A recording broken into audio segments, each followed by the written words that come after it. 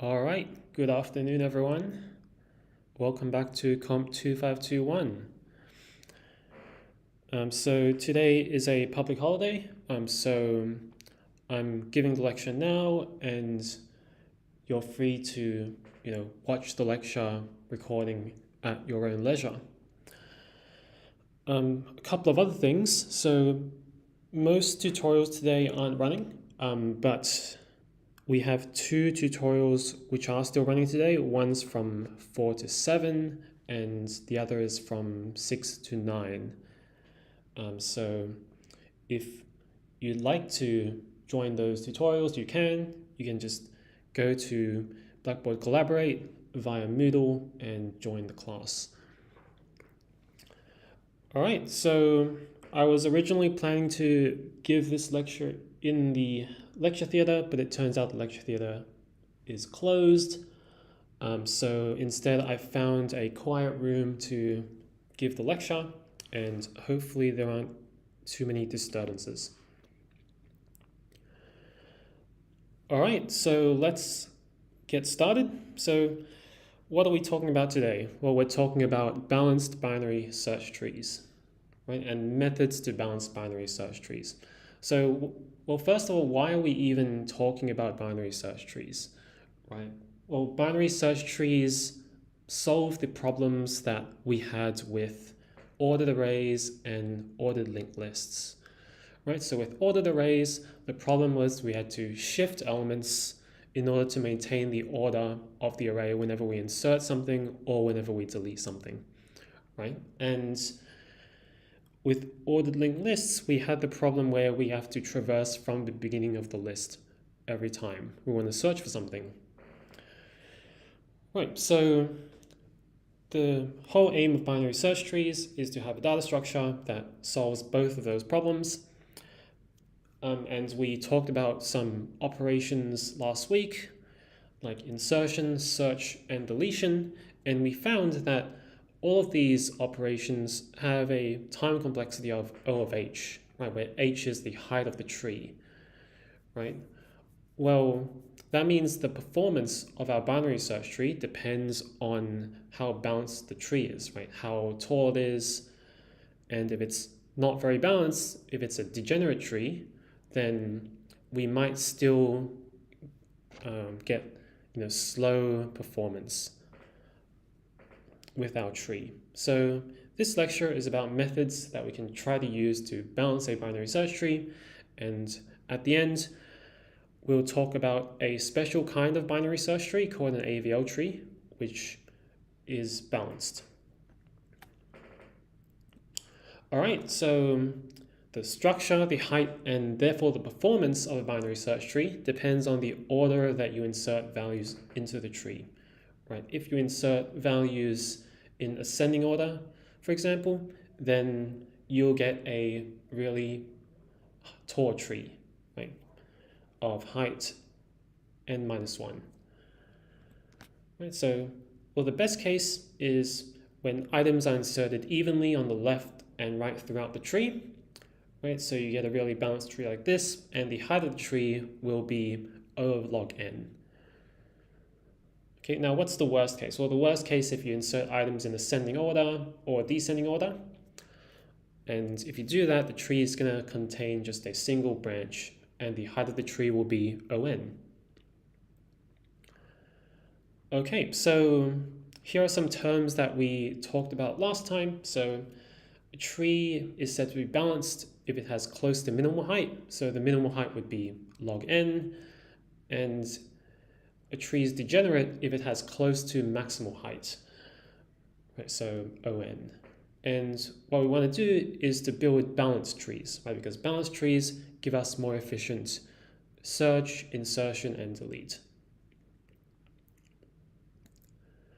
Okay, so it turns out there are different kinds of balance, right? So there are two main kinds, and the first one is called size balanced, right? So a size balanced tree, so in a size balanced tree, for every node in the tree, the difference in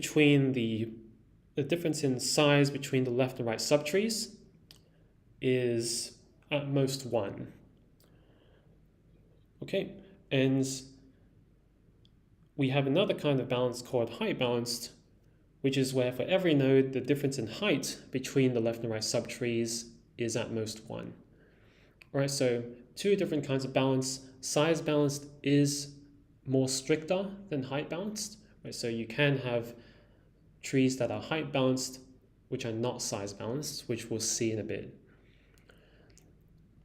Okay, so here are some examples of different kinds of balance. So here's a tree, right? And the question is this balanced? Is it size balanced? Is it height balanced?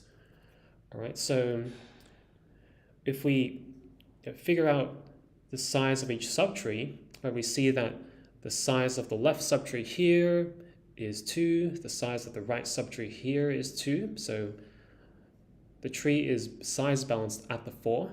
But remember, size balanced and height balanced, these definitions apply to every node, right? So the properties have to hold for every node. So let's look at the 2. Well, the left subtree of the 2 contains 0 nodes, right? And the right subtree of the 2 contains 1 node, and same for the 5. All right, so the difference in size for the 2 and the 5 is just 1.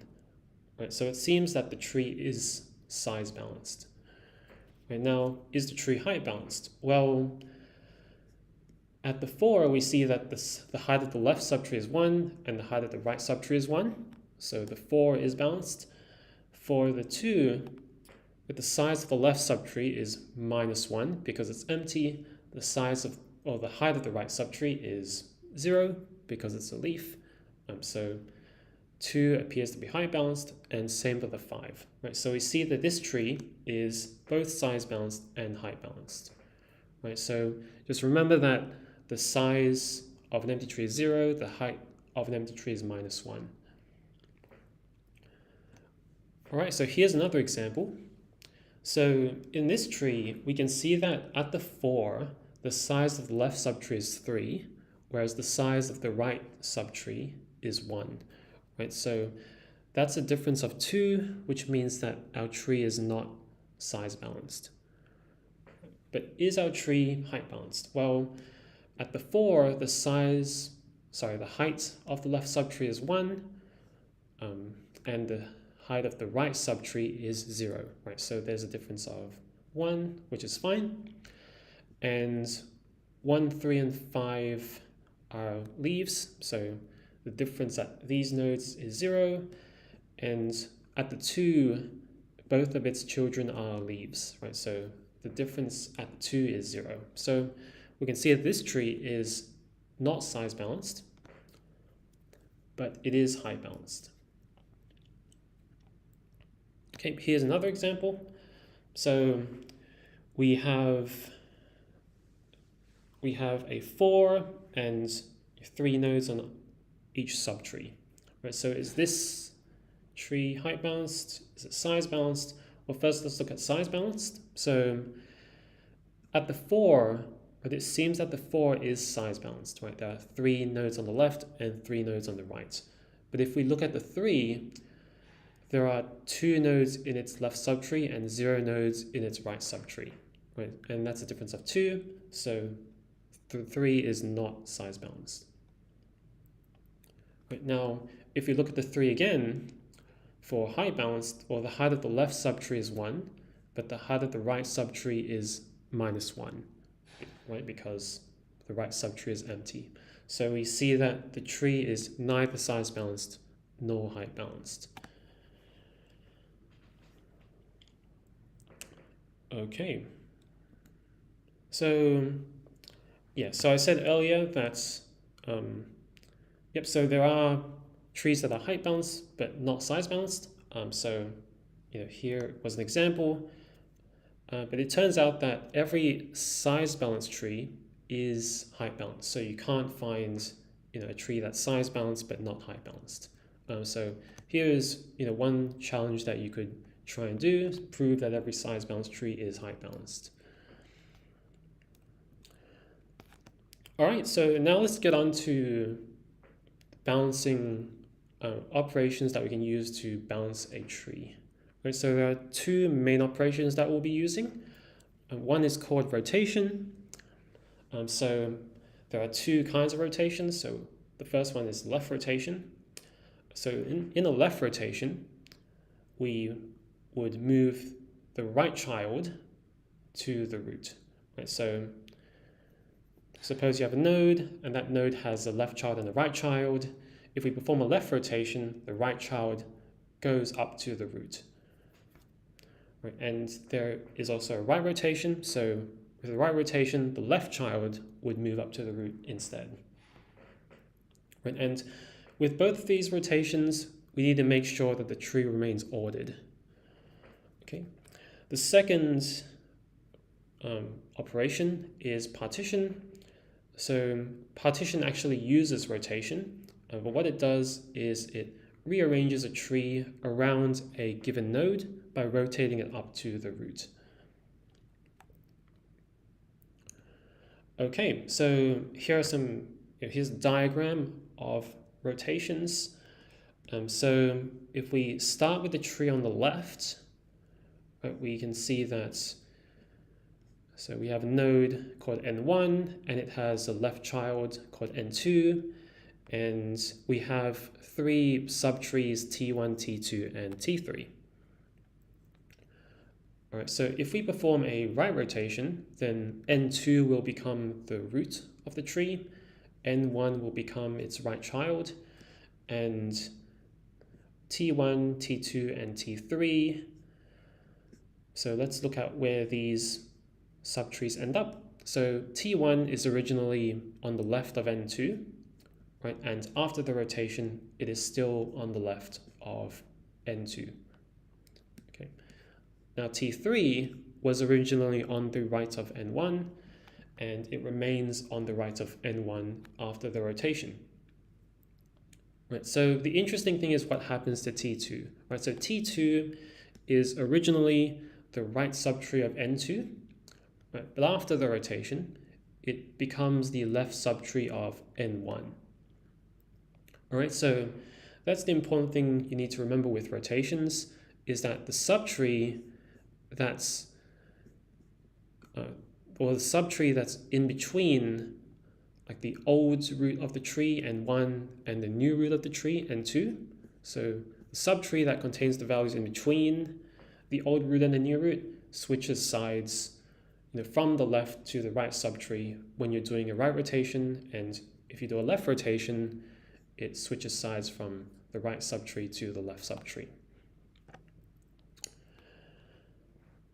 All right, so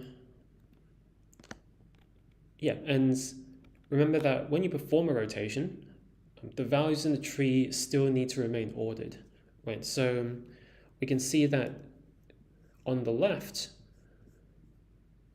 we see that all of the values in T1, right, are smaller than the value in N2, right? Because T1 is the left subtree of N2, right? So because it is a binary search tree, the values have to be ordered like that. Also, all the values in T2 are between N2 and N1, right? And that's because, well, T2 is in the left subtree of N1 and it's in the right subtree of N2, right? So this tells us that everything in T2 is between N2 and N1. All right, and T3 is greater than N1. So all the values in T3 are greater than N1. Right? And if we do a rotation, this ordering is preserved, right? So you can check the right diagram to see for yourself that that is the case.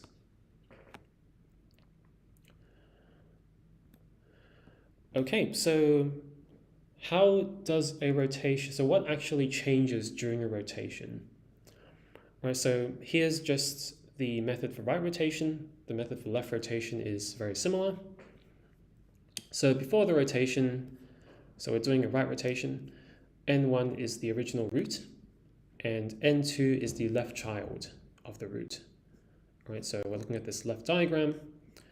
So after the rotation, N1's left subtree is now what was N2's right subtree.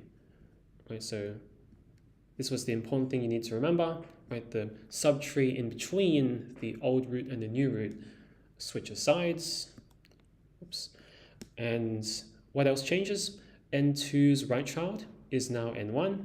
So remember, N2 was originally N1's left child. So after the rotation, N2 now becomes the root and its right child is now N1. All right, and everything else is unchanged. So nothing in T1, T2, or T3 changes. Everything else is the same. All right, so here are some examples of rotations. So suppose we have this tree on the left and we want to perform a right rotation. Right, if we do a right rotation, then the left child is going to become the root of the tree. Right, so we will expect 3 to be the root, and the 5 is going to become 3's right child. Okay. But the question is, what happens to the 4? Well, the 4 ends up as 5's left child, right? Because remember, the subtree in between the old root and the new root has to remain in between the old root and the new root, right? But it switches sides.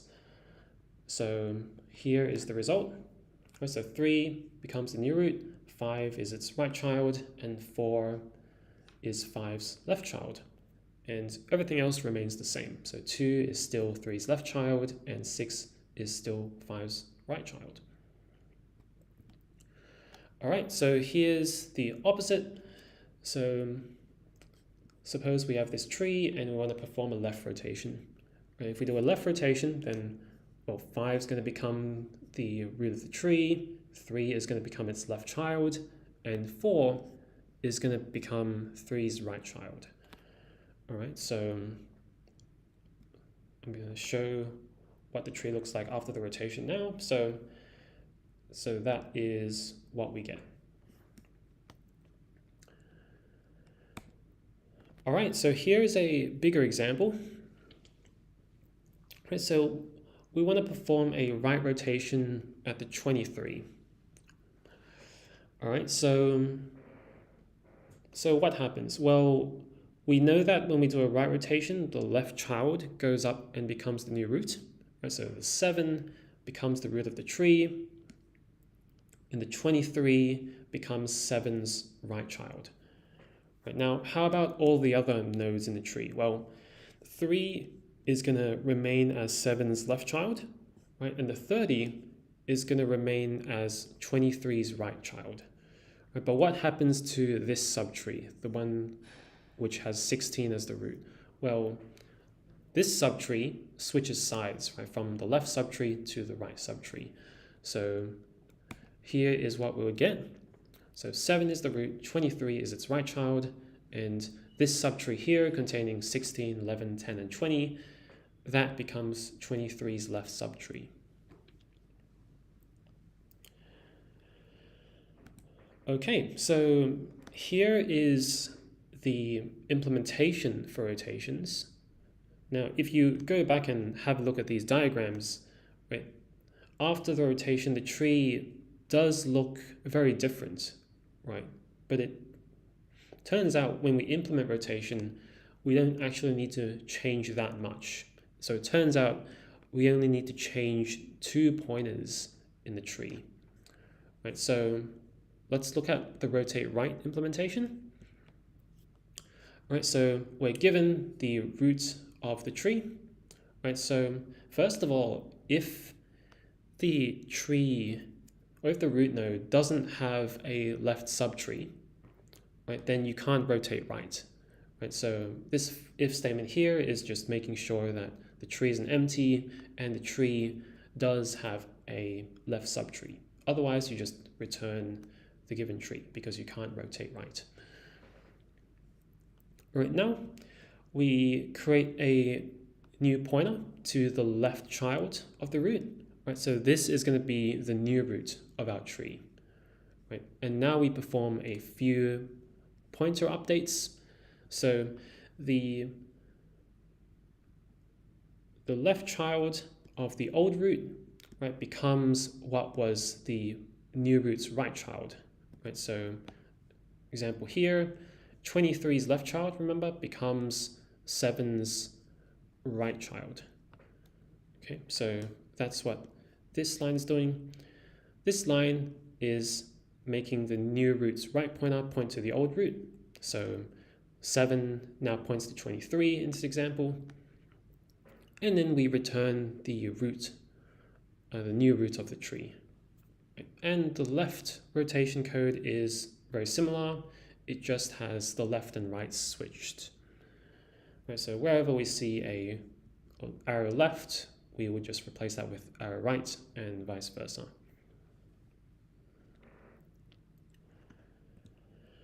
All right, so what is the time complexity of rotations? Well, we see in this code that rotations only perform a constant number of operations, right? So we don't have a loop here or anything. We just perform a few pointer updates and that's it. So it turns out that rotation is very cheap and it's 0.1. Right? And rotation just performs simple pointer rearrangements, a constant number of them. All right, and sometimes in balancing methods, we perform rotations along an entire branch of the tree, right? And because rotations are 0.1, the cost of this would be OH, right, where H is the height of the tree. All right, so here's the second operation that we want to talk about, which is partition. All right, so in partition, we want to rearrange the tree so that the element with index I becomes the root of the tree. Right, so here's an example of a tree with all the indexes labeled. So, for example, the smallest element of the tree has index 0, the second smallest element has index 1, and so on. Right, so the indexes are given in ascending order. Okay, so let's suppose we wanted to partition on index 5. Right, so if we do that, then we would want to bring, that means we want to bring 10 up to the root. Right, so don't remember, I is the index that we want to bring up to the roots, not the value. Right, so if I was 5, that doesn't mean we want to bring the 5 to the root, it means we want to bring index 5 to the root, which is 10. All right, so how would we implement partition? Well, first of all, we need to find the element with index I, right? And then we would perform rotations to lift it to the root. Right, so how do we determine what rotations to perform? Well, if it's the left, so if the element that we're trying to bring up is the left child of its parent, right? So if it's the left child, then we would perform a right rotation at its parent to bring it up. Right? That's because when you perform a right rotation, the left child goes up to the root. Right? And if the element is the right child of its parent, then we perform a left rotation at its parent. Right? And we just repeat this until it is at the root of the tree. Okay, so here is an example of partition. Right? So we want to partition around index 3. Right, so remember, this doesn't mean we want to bring the value 3 to the root, because I mean there is no 3 in this tree anyway. It means we would need to bring index 3 up to the root, which in this case is 29. Right, so we want to bring 29 up to the root of the tree. Right, and how do we do this? Well, first of all, we need to perform a right rotation at the 30. Right, and that will bring 29 up one level. Then we perform a left rotation at 14, and that brings the 29 up another level. Then we perform a left rotation at the 10, and that brings 29 up to the root. All right, so let's see what happens during each of these rotations.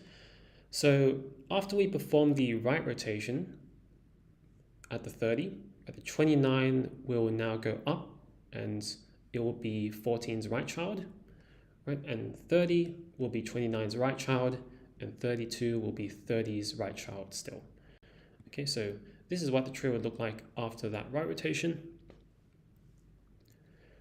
right? What will happen after the left rotation? Well, at 14, well, the 29 is going to go up and be 10's right child, right? 14 is going to be 29's left child, and 30 and 32 will still be on the right of 29, right? So this is what the tree will look like after that left rotation. And after the left rotation at 10, 29 is going to be at the root, right? And 10 and 15 are going to be on the left, 30 and 32 are going to be on the right.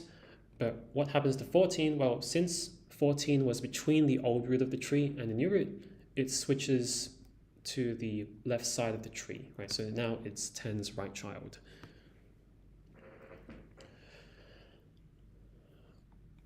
Okay, so here is the pseudocode for partition.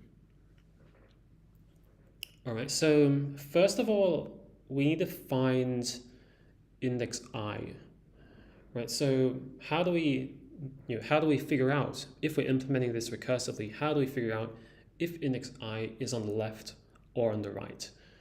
Right, well, to do that, we need to figure out how many values there are in the left subtree. Right, so what we do first is we calculate the size of the left subtree, the number of nodes. Right, if I is less than the size of the left subtree, then that means index I is in the left subtree. Right, so what we'll do is we would partition the left subtree at index I. Right, so that means we would bring index I to the root of the left subtree, and after we've done that, we perform a right rotation, and that will bring it up to the root of the tree, right? The root of the tree. Now, otherwise, if I is greater than m, so if the index is greater than the number of nodes in the left subtree, then we partition the right subtree, right? And notice here that we're not partitioning at index I, right? We're partitioning at index I minus m minus 1. And the reason for this is the index of an element in the right subtree, right, isn't the same as the index of the elements in the entire tree, right? So let's take this tree as an example, right? So suppose we're trying to partition at index 4, right? So index 4 in this tree is 30, right? So 0, 1, 2, 3, 4, right? So if we want to partition index 4 and then we recurse into the right subtree, well, 30 is what we're trying to bring up to the root, right?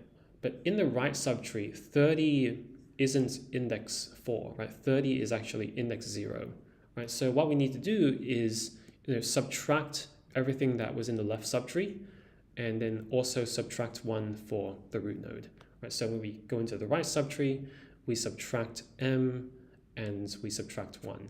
Okay, so that's why when we recursively partition the right subtree, we partition at index I minus m minus 1. Okay, and after we've partitioned, after we've brought the element to the root of the right subtree, we perform a left rotation, and that brings it to the root of the overall tree. Right, and then we just return t.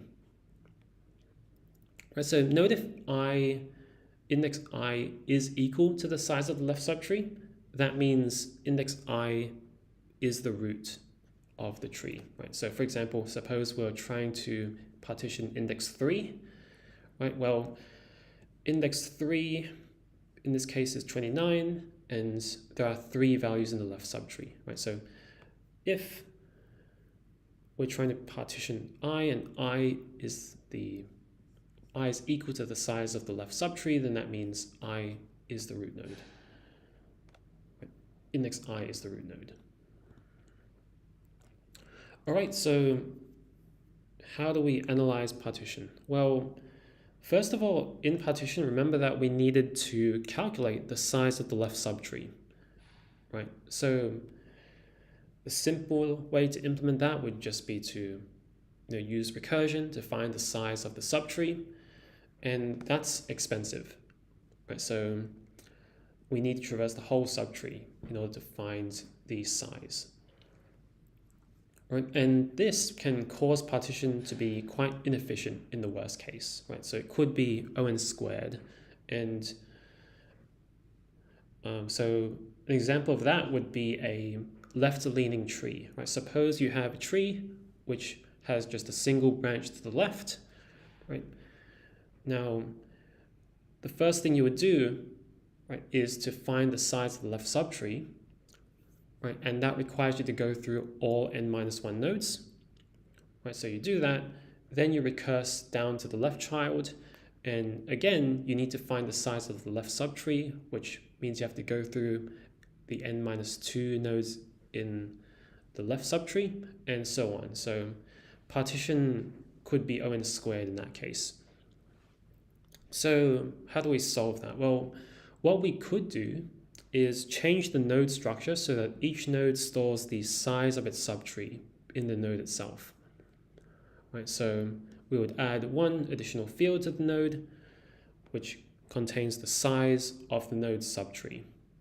Right, so for example, in this tree, the size of the overall tree is 6. Right, so this node here containing 29 will also contain the value 6.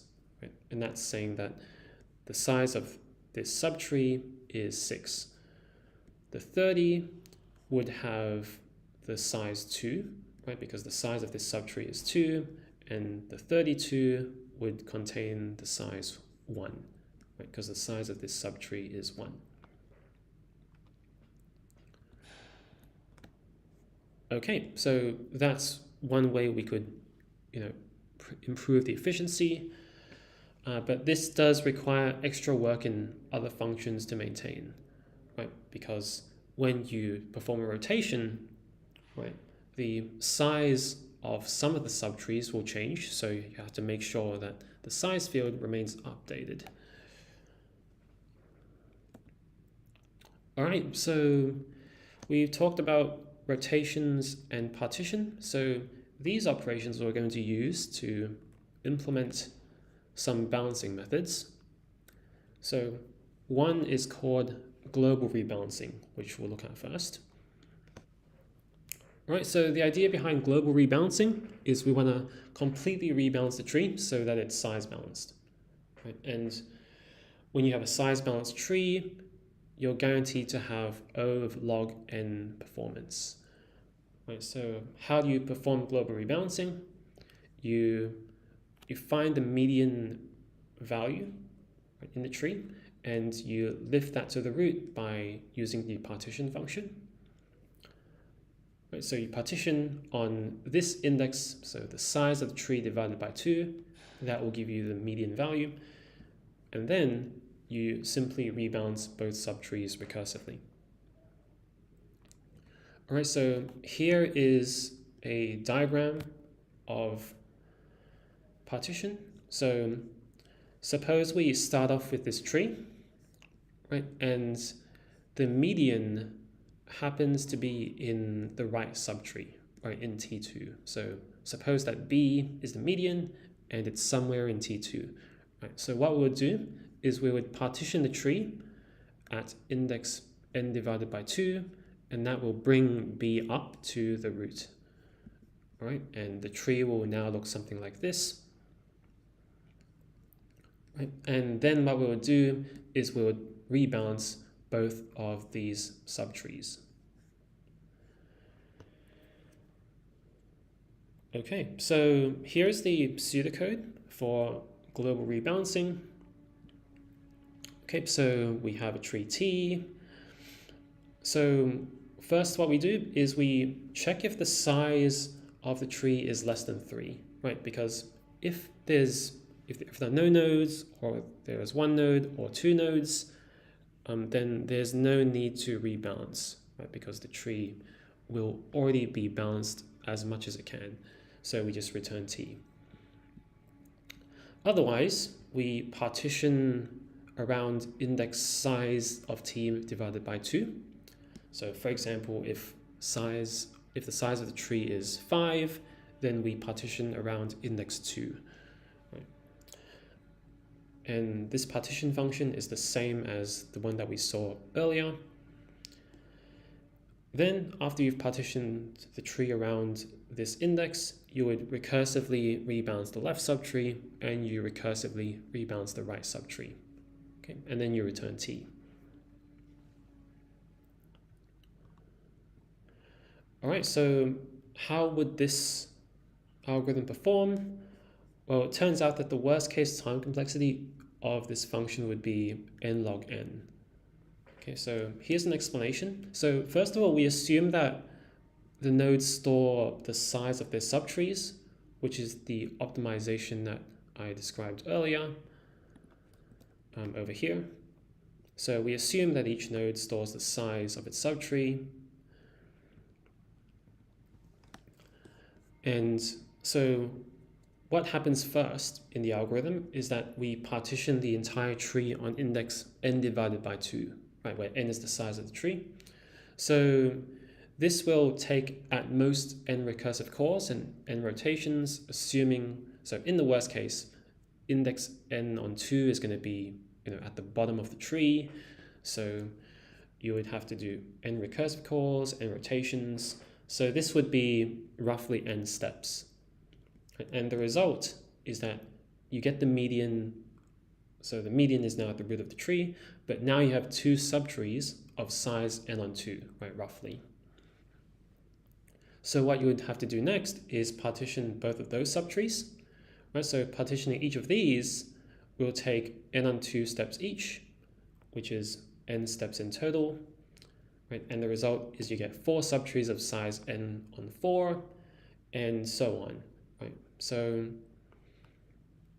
what you end up doing is, since you're halving the size of the subtrees at each level, we have about log base 2n levels of partitioning in total. So this is similar to the analysis for merge sort. Right? So you perform about log n to log base 2n levels of partitioning, and each of those levels requires about n steps. So the time complexity would be n log n. All right, so there's the analysis. So what are the issues with global rebalancing? Right. Well, what happens if we insert more items into the tree? Right. So we perform global rebalancing once and we're happy, but what happens if we insert, we have to keep inserting items? Then we have a couple of options. Right. So one is to rebalance every time we insert. Right, but this isn't feasible, right? Because we saw that the worst case time complexity of global rebalancing is n log n. Right, so this isn't feasible. So what are some other options? Well, we could decide to rebalance after every k insertions, right? So for example, every 50 insertions, we rebalance the tree, but we have to decide on a value of k. Right? Or we could rebalance by, we could somehow find a way to detect the level of balance in the tree, right? And rebalance when the tree is unbalanced to a certain level. Right? So rebalance when the imbalance exceeds some threshold. So no matter what we do, we're making a trade-off. Right, so if we perform rebalancing more often, then insertions are going to be more costly on average, so they're going to take more time. But if we don't do rebalancing very often, then our tree is going to be less balanced, right? And we'll have degraded performance for longer periods of time. All right, so here's the pseudocode for periodic rebalancing. So this would just be the insertion function for the tree, right? So we insert a value into the tree, and we insert the value normally first. Right, so we insert the value at the leaf. But now, if the size of the tree is divisible by k, which means every k insertions, right, then we would rebalance the tree by calling this rebalance function. All right, and then we return t. And k could be a constant at the top of your file, or it could be, a value that's stored in the struct itself for the tree. Right, so yeah. All right, so a few notes about periodic rebalancing. So it's good if the tree is not modified very often, right? Because then you don't have to rebalance the tree very much, because rebalancing is costly, right? But if you do have to modify the tree very often, then insertion will be occasionally slow due to rebalancing, right? And performance of the tree for search, search, insertion, deletion, and so on, will gradually degrade until the next time you have to rebalance the tree. All right, so that was global rebalancing. So in global rebalancing, we essentially traverse every node of the tree and balance the tree. And what we get is a perfectly balanced tree, right? A size balanced tree, but it does cost a lot. So what we'll talk about now is local rebalancing methods. So in local rebalancing, we perform smaller operations such as rotations to improve the overall balance of the tree without needing to traverse the entire tree, right? But of course, the drawback of this is that the tree won't be perfectly balanced. Okay, so there's always a trade-off between these methods. So what is the first method? So the first local rebalancing method is root insertion. So the idea behind this is that we know that rotations change the structure of a tree, right? And if we perform some rotations every time we insert, then that might restructure the tree randomly enough such that it's more balanced. Right, and one way to do this is to insert new values at the root. Okay, but how do we insert new values at the root? Right, it's not easy to just insert a value directly at the root because it could cause the tree to go out of order. Right, so what we do instead is we insert the new value normally at the leaf, and then we rotate the new value up to the root. Okay, so here's an example of root insertion. So suppose we insert 24 at the root. Right, so what does this actually mean? Well, it means we first insert 24 at the leaf. So where would 24 end up? Well, it would end up on the left of the 29. Right, and then we would perform some rotations like here to bring the 24 up to the root. Right, so first we would do a right rotation at 29, that will bring it up one level. Then we perform a right rotation at 30, then a left rotation at 14, then a left rotation at 10. Okay, so here is the first rotation. So we perform a right rotation at the 29, and that will bring the 24 up and 29 down. All right, so this is what we'll get. All right, so what happens after the second rotation? Right, so here we're rotating right at 30. So the 24 is going to go up again, and the 30 is going to go down. And notice that the 29 is now 30's left child. Right, but importantly, 24 is brought up. Okay, the next rotation, 14. So we would perform a left rotation at 14. So the 24 is brought up the tree again, and the 14 goes down. And finally, what happens after the left rotation at 10? Well, the 24 finally ends up at the root, and the 10 is on the left of the 24. Right, so this is our result. So after root insertion of 24, the tree has changed structure quite a bit, right? So the tree was originally quite unbalanced, but after we rotated to bring the 24 up, the tree is now more balanced, right? So that's the goal of root insertion. So the idea is that if you perform a bunch of rotations, that's going to kind of scramble the tree and hopefully make it more balanced, right? So sometimes it might make it worse, right? So if we did another root insertion into this subtree, the tree is probably going to end up a little bit unbalanced, but the idea is that it would be more balanced than if you just inserted values at the leaf repeatedly.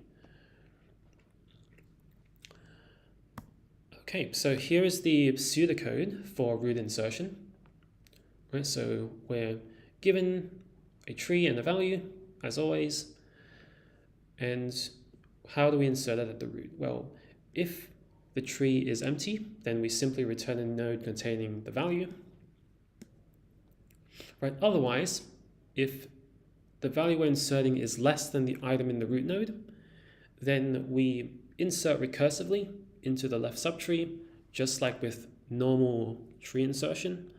But what we do afterwards is we rotate the tree to the right, and that will bring the value up to the root.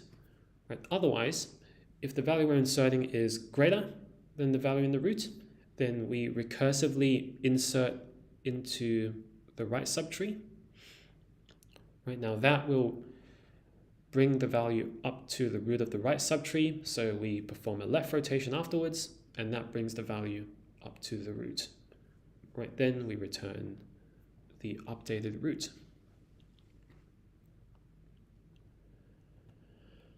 All right, so what's the time complexity of root insertion?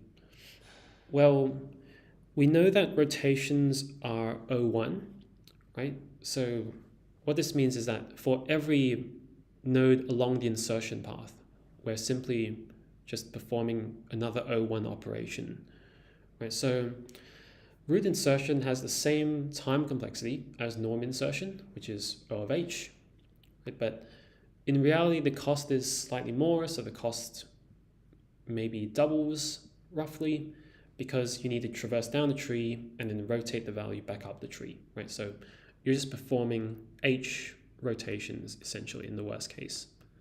But rotations are O1, so it doesn't increase the cost by much.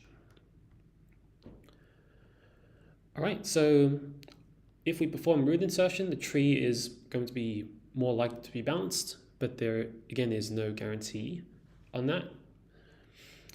And one feature of root insertion is that recently inserted items will be closer to the root, right? So if you have some requirements where you need to access recently inserted items, then this method could be nice for you.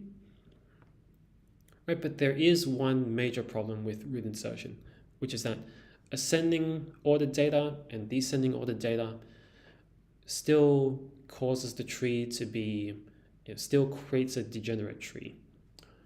Right, so you can try to imagine this. So if we start off with just one value in the tree, so suppose we're inserting 1, 2, 3, 4, 5.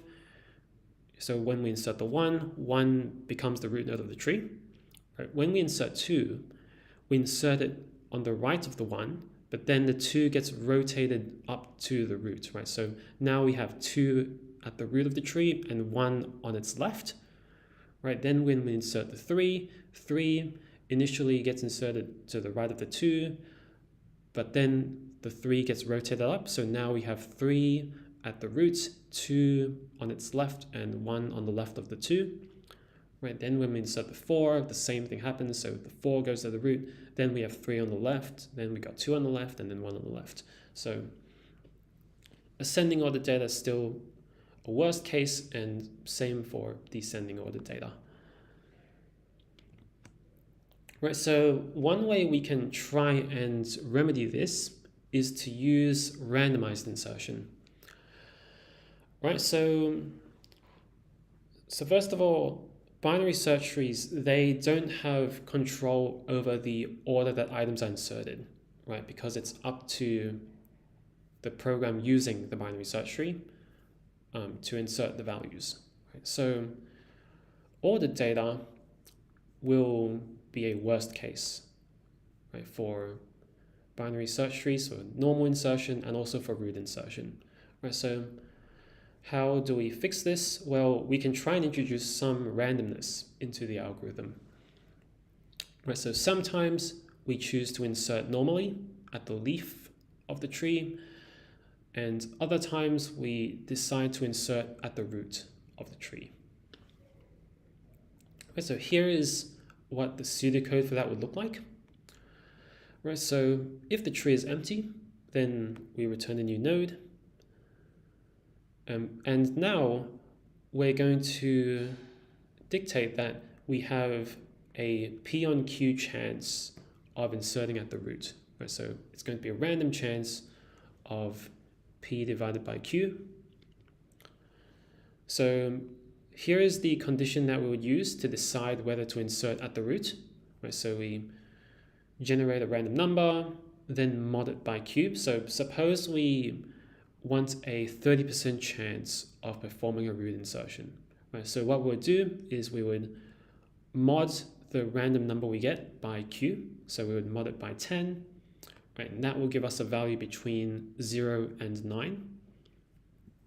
Right, then we would check if the value that we get is less than P. Right, so if it's 0, 1, or 2 in this 30% chance example. Right, so if that's the case, then we insert the value at the root. Otherwise, we insert normally at the leaf. All right, so here are some remarks about randomized insertion. So randomized insertion creates similar results to inserting items in random order. So the tree is more likely to be balanced, but again, there is no guarantee. Right, so we still could get, an unbalanced tree. So what we want to do is we want a kind of tree that guarantees log n performance. Right? So log n is what happens when the tree is perfectly balanced. Right? So one way we can do that is to use a special kind of tree called an AVL tree. All right, so we'll take a quick break of about 7 minutes, and we'll come back at 3:05 to talk about AVL trees.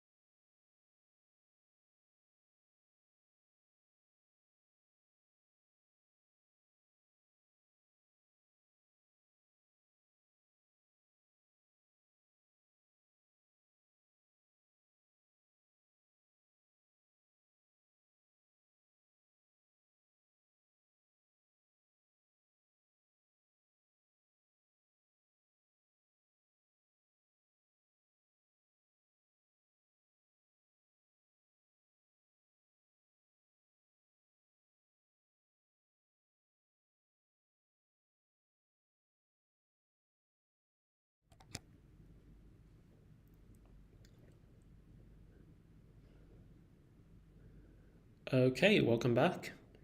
So now we're going to talk about AVL trees, which are a special kind of binary search tree that remains balanced. All right, so why are we talking about AVL trees? Well, the balancing methods that we discussed before are either inefficient, such as global rebalancing, or they don't guarantee a balanced tree. Okay, so AVL trees. So what is the approach? So with AVL trees, we keep them height balanced, right? So they will remain height balanced always after every insertion. And how they achieve this is that they repair the balance of the tree as soon as an imbalance occurs. Okay, and repairs are done locally, so by small amounts of rotations, and not by restructuring the entire tree. All right, so let's get into AVL tree insertion. So how does insertion work? Well, we insert the item recursively, just like with ordinary binary search trees, but we do a little extra. So we also check the balance at each node along the insertion path in reverse, so from bottom to top. Right? So basically, after we've performed the insertion, we check along the path back up the tree and make sure that the tree is balanced. Right? And as soon as an imbalance is found, we fix it by performing a few rotations. All right, so here's an example. So suppose we insert 5 into this tree. Right, then what we would do is initially insert the 5 on the right of the 4. Right, but after we insert the 5, we check for balance at the 4, at the 2, and at the 6. Right, so we only check for balance at these nodes.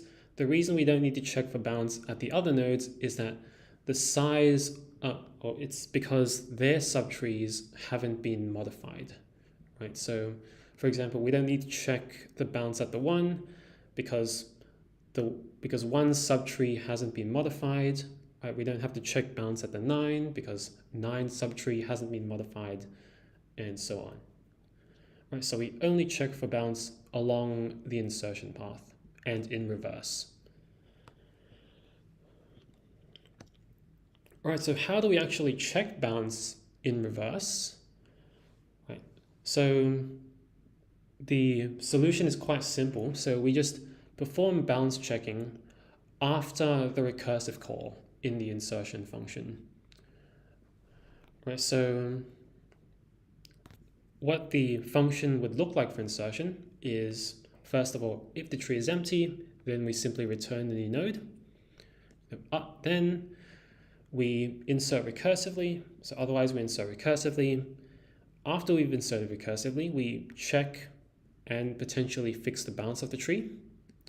Right, then we return the root of the updated tree. Okay, so to demonstrate the balance checking happening in reverse, I've got a program here, which is the same as the program from last week that I was working on. But now I'm going to add a print statement to the insert function after the value's been inserted recursively. So you see here we have our base case for inserting into an empty tree. Then we have our recursion for inserting into the left or right subtrees. Right, so what I'll do here is add a print statement after the recursion, just saying check balance at the tree's value, and then I return the tree. Right, so the idea is if we replace this print statement with the rebalancing code, then we can see that it does actually rebalance from bottom to top. Right? So let me run this program.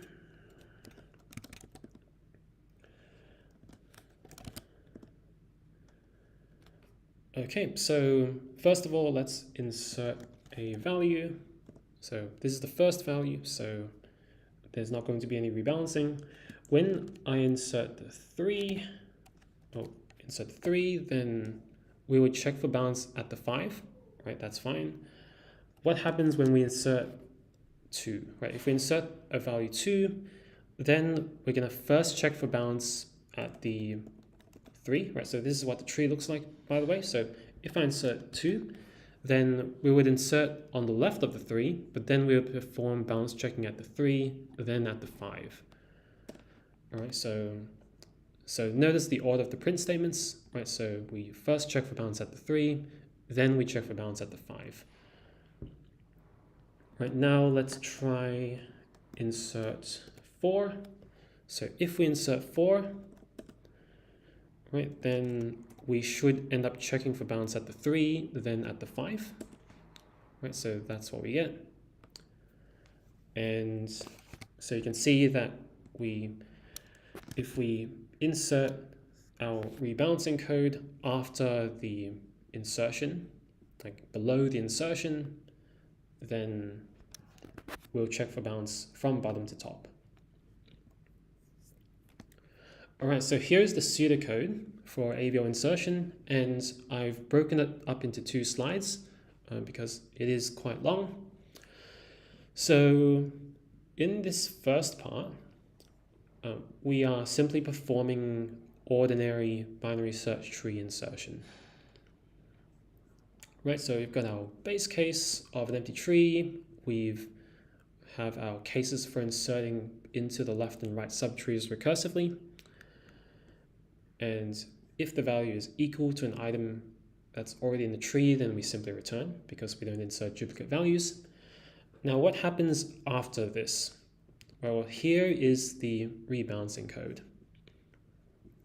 Right, so first of all, we get the height of the left subtree and the height of the right subtree. Right, then we check if the tree is balanced. Right, and in this if statement, we're checking here if the left subtree and the right subtree, so if their heights differ by more than 1, right? And if that's the case, then the left subtree is too tall, right? So we'll perform a few rotations in order to fix it. So we'll go into more detail in a bit. And here, so this if statement is checking whether the right subtree is too tall, right? So if the right height minus the left height is greater than 1, right? And if that's the case, then we will perform a few rotations as well. And at the end, we return t, which will be the root of the updated tree. Right, so since this code is after the recursion, right, on this slide, this is going to be this balance checking is going to be performed in reverse order, right, of the insertion path.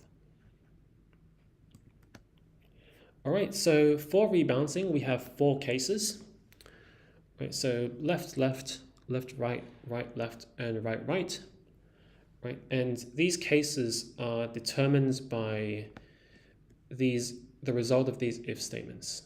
Right, so depending on which if statements are true and which ones are false, we get one of these cases.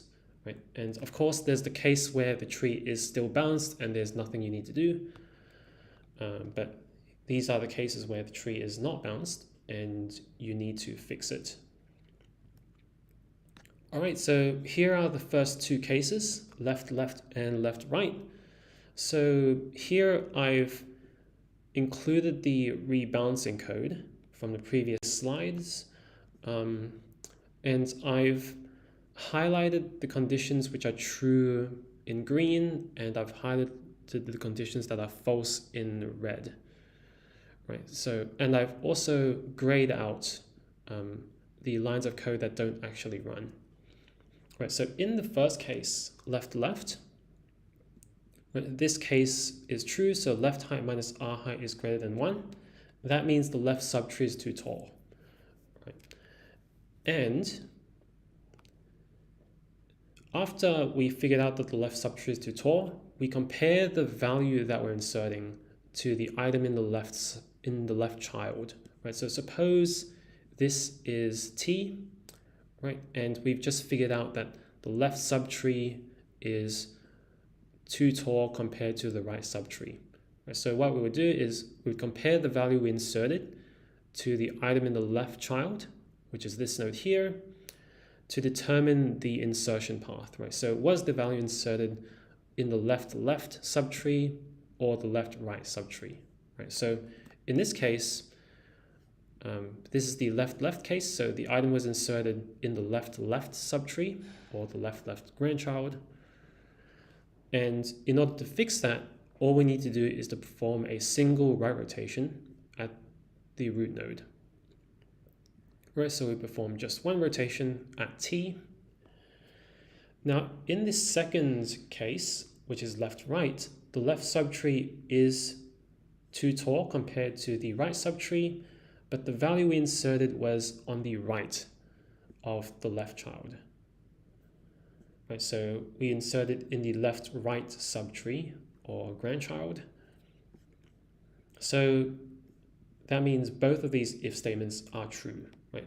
So in order to fix the balance, we need to perform a left rotation at the left child first. Right? This is what the code is showing. So we perform a left rotation at t's left child, then we perform a right rotation at the root node at t. Right? And we'll see a couple of examples of this later. All right, so here are the other two cases, right, left, and right. Right, so in both of these cases, the right subtree is too tall compared to the left. So this if statement here will be true, and the first if statement will be false, the one that's checking whether the left subtree is too tall. So this if statement is true, right? And after we've determined that the right subtree is too tall, well, this is basically the mirror of the two cases above, right? So now we would check whether the value inserted is greater than or less than the right child.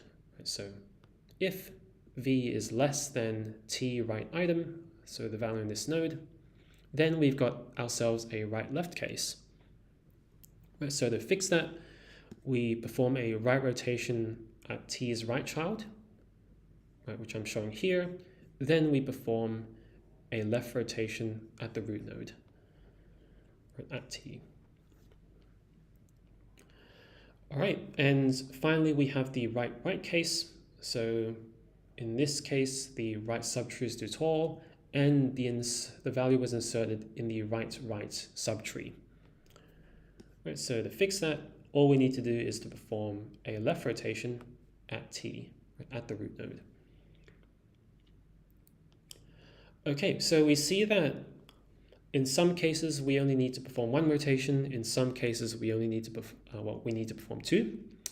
So the cases where we need to perform one rotation are left, and right.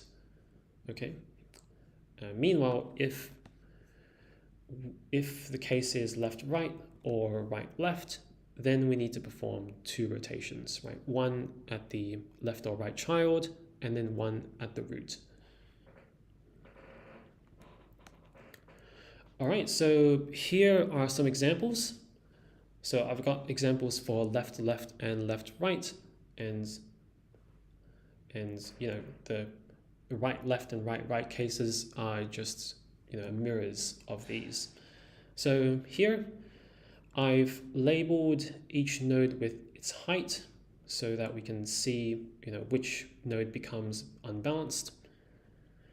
So in this example, we want to insert 7 into the tree. Right, so where would 7 be inserted initially? Well, it would be to the left of the 8, right here. So what we'll do after inserting is to check for balance on the way back up the tree, right? So we check for balance at the 8, then at the 9, then at the 6, and it turns out that 9 is unbalanced, right? Because the height of its left subtree is 1, and the height of its right subtree is -1 because it's empty. right? And what case is this? Well, this is the left-left case, right? Because the 7 was inserted in the left-left subtree of 9. Okay, so all we need to do is to perform a right rotation at 9, right? And this will lead to this tree here. Right, and this tree is now height balanced, as you can see from the heights that I've labeled each node with.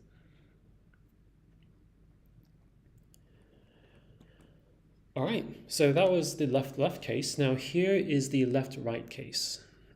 All right, so suppose we are inserting 4 into this tree.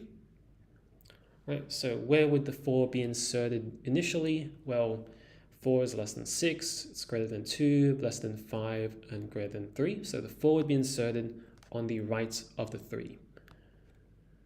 Okay, so after we've inserted, that means we would check for balance at the 3, then at the 5, then at the 2, then at the 6. Okay, and the first instance where we find that the tree is unbalanced is the 5, right, is at the 5. Because the height of the left subtree is 1, the height of the right subtree is -1. Right, so notice that the 2 is also unbalanced.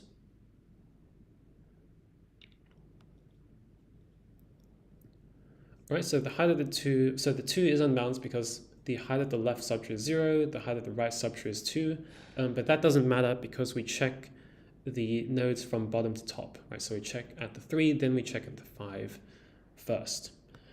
Right, so 5 is unbalanced, so this means we have a left-right case, right? Because the 4 was inserted in the left-right subtree. So how do we fix this? Well, as the code from before says, we need to perform a left rotation at the left child and then perform a right rotation at the current node. Right, so we perform left rotation at the 3, then we perform a right rotation at the 5. Right, so here I've done both of these rotations in one step without showing the result after rotating the 3 left, but hopefully you should be able to visualize it. Right, after we rotate the 3 left, then we're going to have 5, then 4 on the left, then 3 on the left. Right, so we'll have that, and after we rotate the 5 to the right, then we would get 4. So 4 would end up where 5 was, and then 3 would be on the left, and 5 would be on the right, like this.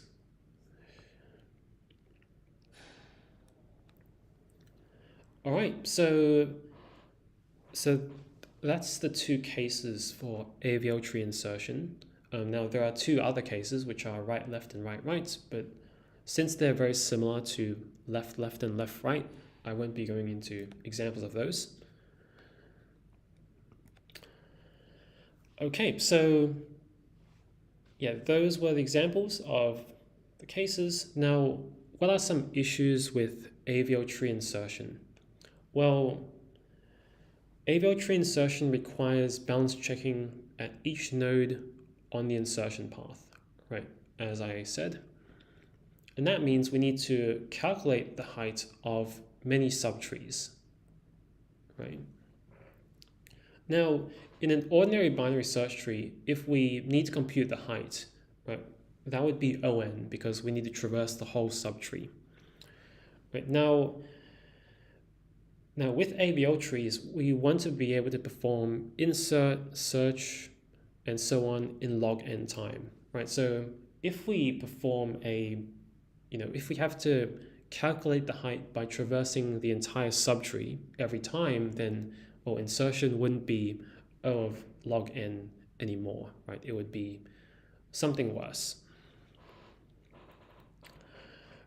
Right, so how do we deal with this? Well, the way we fix this is to store so for each node, we would store the height of its subtree in the node itself.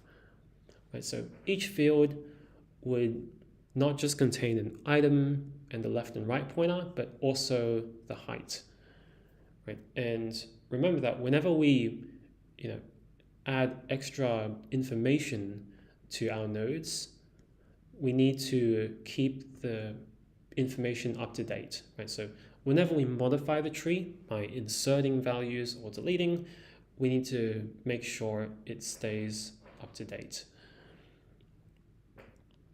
All right, so here's an example of storing the height in the node. Right, so these red values are the heights of each subtree, and these values would be stored in the nodes themselves.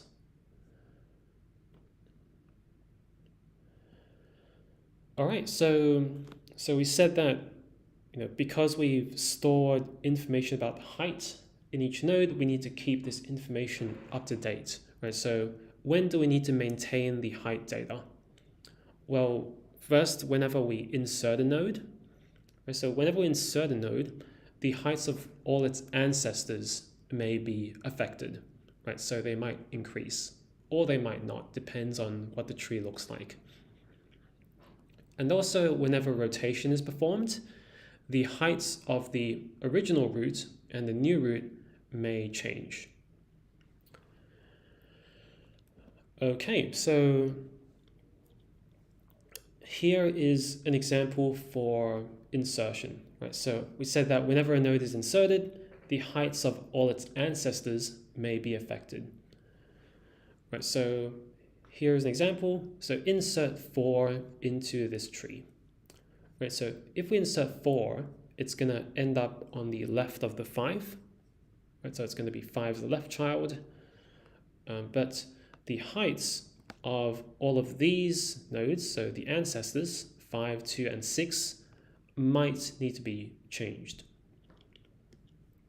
Right, so what we would do is we would recompute the height of each ancestor, so 5, 2, and 6, from bottom to top, using the heights stored in their children. Right, so in order to compute the height of the 5, what do? Well, the heights of 5's children are 0 and -1, right? Because 5's right is empty. So that means the height of 5 is going to be the maximum of those plus 1, right, which is equal to 1. All right, so how do we recompute the height of the 2? Well, the height of 2's children are 0 and 1, right? And the way we figure out their heights is not by traversing their entire subtree and figuring out the height, but simply by looking at the height field in these nodes, right? So we would look into the left child and see what its height field contains. We would go into the right child and see what its height field contains. And we would take the maximum of those and add 1, right? So this tells us that the height of the 2 is 2. All right, now to recompute the height of the 6, we would look at its children, right, and figure out their heights. So the height of the left child is 2, the height of the right child is 1. So we take the maximum of those and add 1, right, and that gives us 3. Right, so now we're done. Right, so recomputing the height of each node is done in constant time, right, in O1 time. And that's because of what I said earlier. In order to recompute the height of a node, we simply look at the height fields of its children instead of traversing the entire left subtree or right subtree. All right, so here's the other situation where we might need to keep the height data updated. So whenever we perform a rotation, right, then the heights of the original root and the new root may be affected. Right, so for example, if we rotate this tree to the right, then N2 is going to go up, right? That means its height may increase potentially, right? And n1's height, or n1 goes down, right? So its height may decrease. Okay, and notice that A, B, and C, so these subtrees don't get modified at all, right? So their structures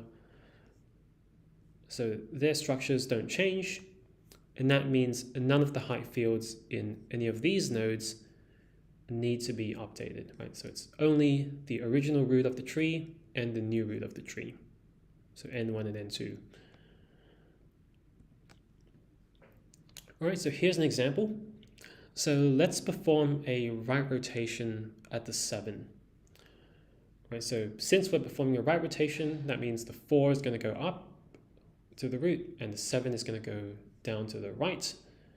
Right? And when we perform a right rotation, that means the 7 and the 4, so these nodes, their heights might be updated, right? Might change.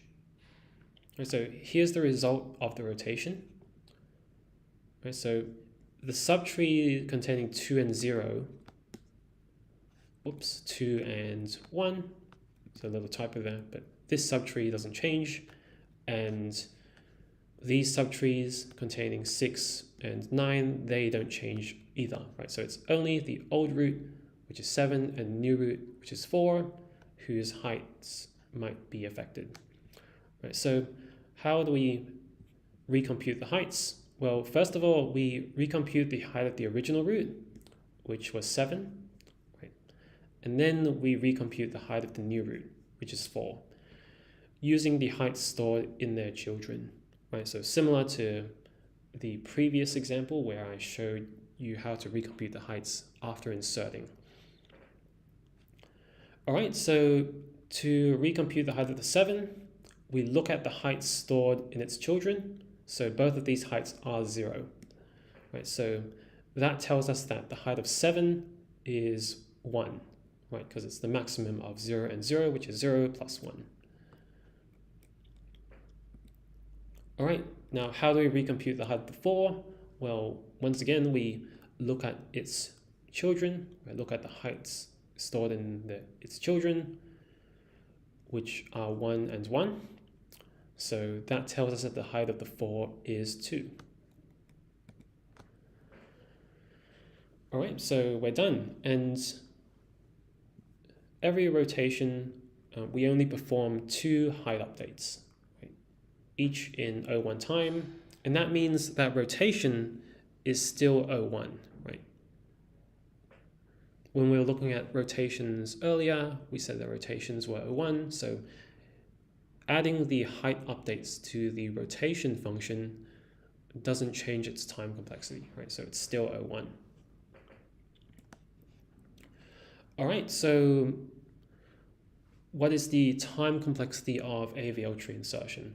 Well, we know that an AVL tree is always height balanced, right? So that means the height is going to be log n, right? So it turns out that your tree doesn't need to be size balanced for it to be log n height, right? It's also possible for it to be height balanced, and its height would still be O of log n.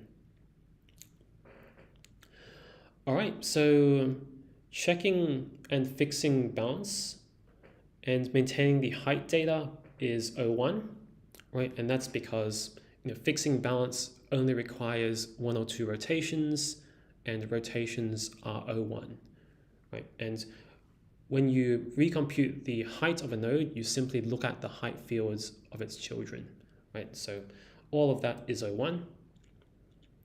So that means checking and fixing balance and maintaining height data adds just O1 extra work for each node on the insertion path, right? So remember that when we insert, after we insert, we perform balance checking and height updating at each node on the way back up the tree.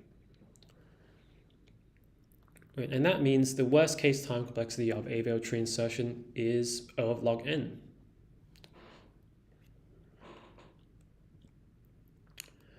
All right, and how about AVL tree search?